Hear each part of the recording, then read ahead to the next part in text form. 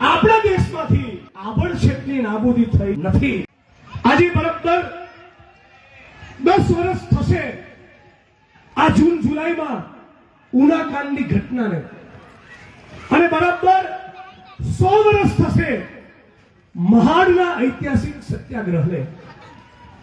આજે 100 વર્ષ થયા, પણ આપણા ગુજરાતમાંથી, આપણા દેશમાંથી, ઇન્ક્લુડિંગ જે અમારી પાર્ટીની સરકાર છે, ત્યાં પણ હજી આભડછેટની નાબૂદી થઈ નથી।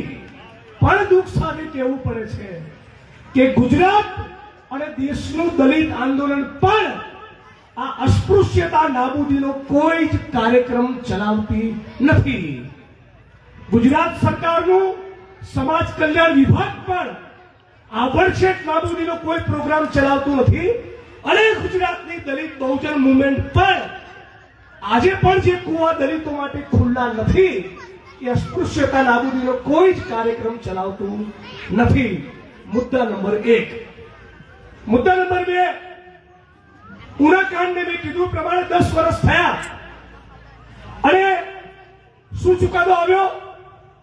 ચુકાદો એવો આવ્યો કે જે 42 આરોપી હતા, જેમણે એક મરેલી ગાયને જેનું મારણ સિંહે કર્યું હતું, એ ગાયની ત્વચા ઉપર, એ ગાયના શરીર ઉપર એશિયાટિક લાયનના વાળ એટલે કે હાવજના વાળ ફોરેન્સિક તપાસમાં જોવા મળ્યા। એના દાંત અને નખના નિશાન જોવા મળ્યા।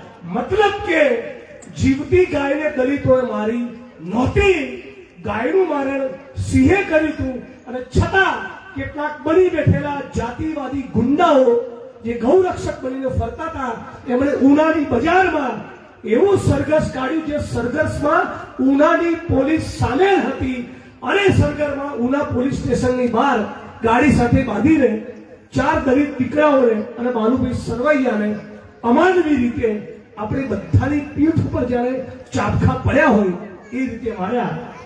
આજે